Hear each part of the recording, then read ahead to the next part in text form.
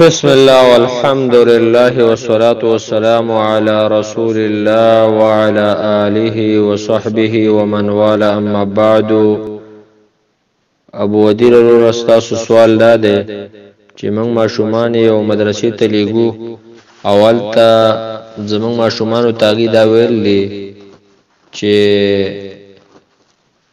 د ښځې او د سړي په منځ کې فرق شته، او به ورته دا کتاب خودلې ده. نو آیا دې کتاب کې څه دلیل د دې په اړه کې شته کنه؟ الجواب محترم عزتمن ده، د اولنې پاڼه د کتاب کې دا لیکلي دي چې رفع الیدین منسوخ دي،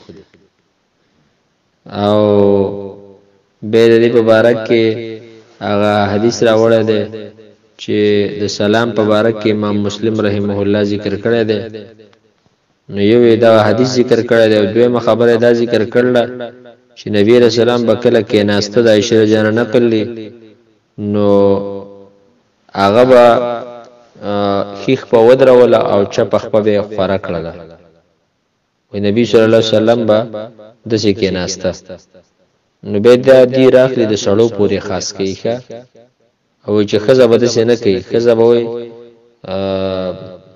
پرتا سجده بم پړخه کوي، لکه دیو د خزه او د سړی په منځ کې په منځ کې فرق بیان کړی دی چې دا بیانې دا کوم چې صحیح روایت دی اراله سړو پورې خاص کوي، کوم چې د خزه مبارک کې ضعاف دي نو ضعاف روایت په دې باب کې پیش کړي، لکه دا مسله مونږ ډیره تفصیل سره بیان کړی و.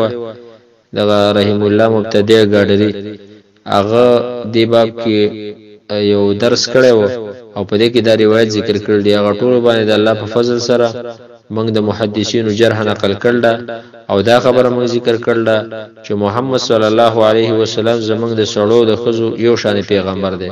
دا پیغمبر موږ ته دا ویلي صلو کما رایتمونی اصلی، د سیمونځ وکړئ څنګه چې ما یې دی. ابراهیم نخعی رحمه الله هغه دا فرمایل چې د خزو او سړي په منځ کې هیڅ فرق نشته دی. ام درداء رضی الله عنها په منځ کې رسې کې ناستله، لکه روایت د بخاری کې راځي چې امام بخاری مولا داغه د اثر ذکر کړی دی، وجیل ستر رجل د سړي په شام باندې، او کم چې دیو دا وایي چې په لاسونو پورته کولو کې فرق دی، او یا پکې خودلو کې فرق دی، چې خزي به اوچته کې دی او سړي به لاندې کې دی. دی په باره کې چې کم روایت دی پېښ کړي د الله په فضل سره ټول باندې موږ د علماء جرح را نقل کړل چې دا ټول ضعاف او منګړت دي.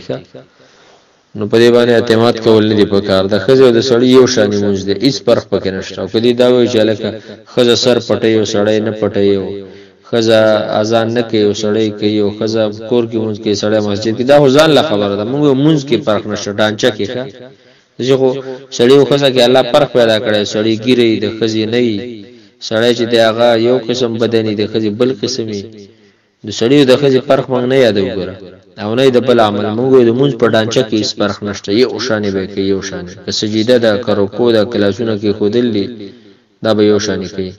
والسلام علیکم ورحمت الله وبرکاته.